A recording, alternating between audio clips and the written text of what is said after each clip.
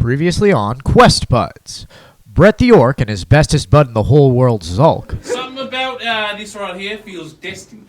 Having become best friends!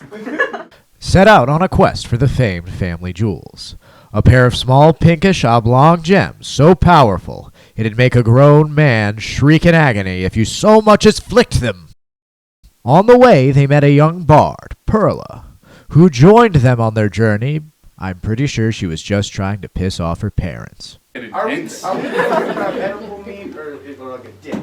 Doesn't matter. This has turned weirdly horny. I'm not gonna lie, your feelings towards me seem strangely sexually charged. Why can't you be this interesting? No sooner had the three set off than a seemingly kind innkeeper offered to sell them a map that would lead them to a giant egg, wherein the family jewels were fabled to lie. You can have this map if I eat it!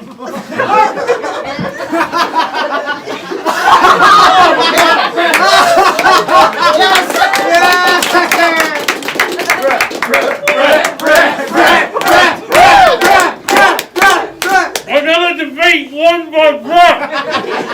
But lo, when they got there, they met the self-same innkeeper, who revealed himself to be a 2,000-year-old sorcerer, Barton family, of the infamous family.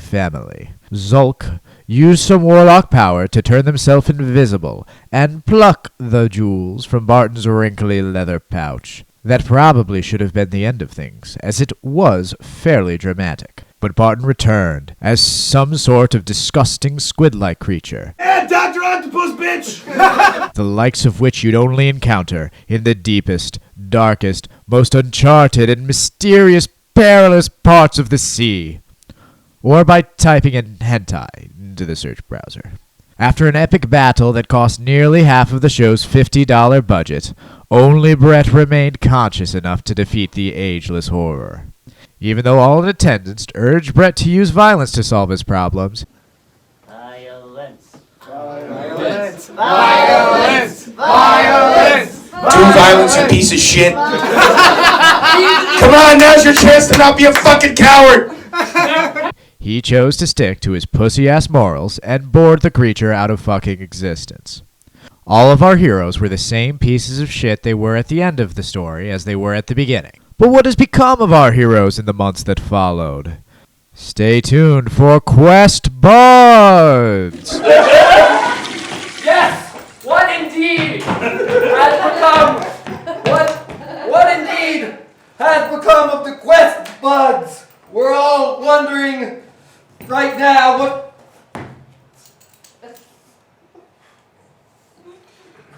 Why did I get the two-pronged buckle?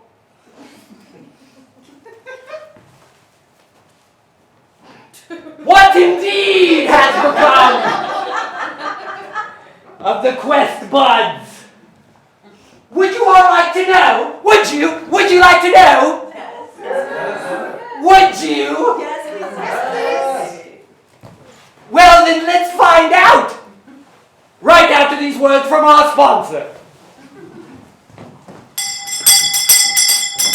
This quest is brought to you by, honestly, nobody. Not that many people showed up. And we're probably not going to get paid. So, if I'm being honest, this quest is brought to you by desperation. We're all attention whores.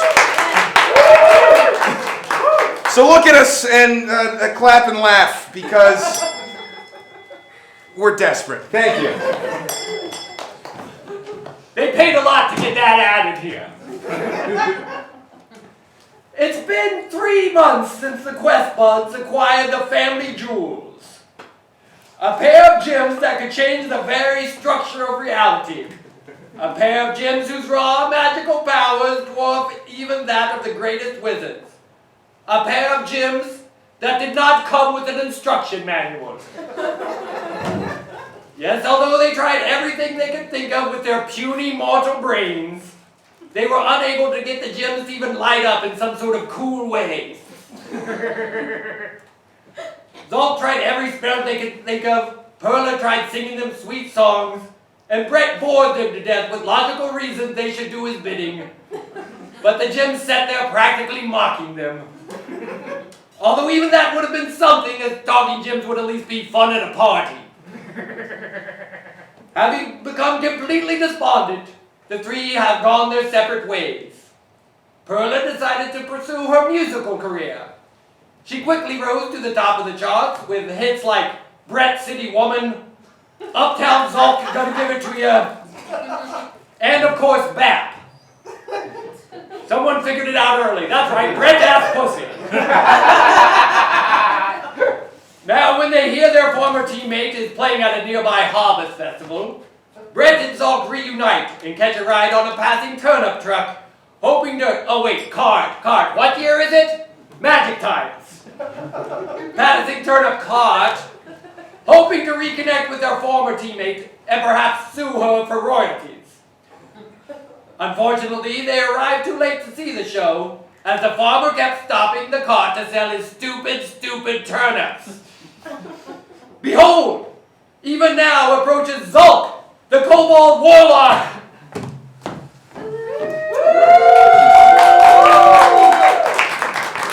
Who here tonight is brave enough to roll for Zulk, the Kobold Warlock? Ah, yes, sir, I saw your hand go first. Very good. There you go. We gave you a giant 20-sided die. And it is quite, thank you. I mean, it's not really the size that counts, but I'm glad you noticed. It's really how you roll. Here's what will happen. Every time Zulk does something that I think needs a roll, I will call for it. You will roll thine dice and loudly announce thy number to thine... I use too many thines. To the audience. Do you understand? Yes. Roll to show thine understanding. 12. A 12 is a solid roll, thank you. Yeah. Now let's see. Whoa. And behind Zulk comes the bravest and strongest of warriors. Sir Roman. No, nice try. It's a good guess. That's actually a sir who's not appearing in this show. I know references. But here comes the bravest and strongest of all warriors. And right behind that guy is Brett, the Barbarian. Now, who here is brave enough? Sir, you raised your hand, so you want it so bad. Almost too bad. Who else? No, we'll give it to him. Here you go, so you'll be rolling for Brett the Barbarian tonight. Do you understand the instructions I told you this other person? I do. What's your name? Laura. Laura and? Josh. Laura and Josh. Josh, you understand? Yes. Roll to show thine understanding. Oh, sorry, Nat 1. Now, this guy knows his D&D. Nat stands for natural. Josh, just a heads up, you can lie. No, you cannot. Absolutely. Zulk also supports lying. Of course you do. As they walk across the village square, the two speak of what they've been doing since they last saw one another. So, basically the idea was I opened up a school for barbarians that didn't want to fight anymore and just wanted to debate. I called it the Barbarian School of Fierce Debate. And as it turns out, you put barbarian on the sign, everyone thinks it's all about fighting. We went bankrupt real quick. Understandable. It sounds like a terrible idea. Well, I mean, I'm going to have to disagree with you fundamentally there, but to each their own, respectfully. What a fierce debater indeed. Yes, well, Zulk, more importantly. Zulk has been trying to ride the coattails of Perla's success. It was so easy for her, why not Zulk? So Zulk began podcasting. Which, as of course you know, podcasting is when you put spells into pods to send messages and then you hurl them at people. I think it's kind of crazy that you never interviewed me in my school for your podcast. I mean, you knew we were struggling. That's fine. I'm not upset. Well, we did. The people were not ready for what Zulk had to say. and we were swiftly canceled. Oh, yeah, that makes sense. It's really hard to get a podcast canceled. It was. It truly was. But Zulk achieved it, as Zulk achieves all.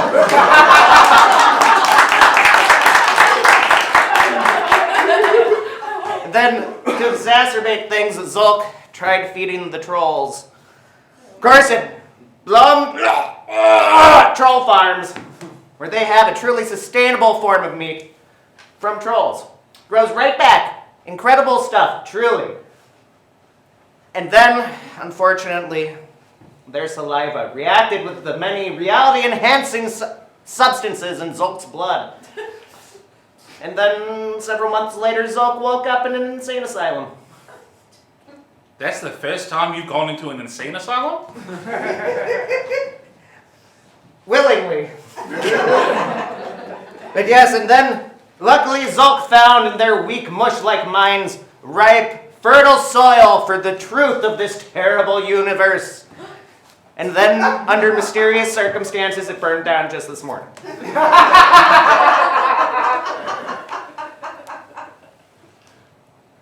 You That's not gonna lie to you, Zulk, that's a lot to grasp. What do you mean? I think did you just confess to insurance fraud? What part of mysterious circumstances do you not understand? Zulk's lawyers were very certain about this. Yeah, but you keep calling yourself mysterious circumstances all the time.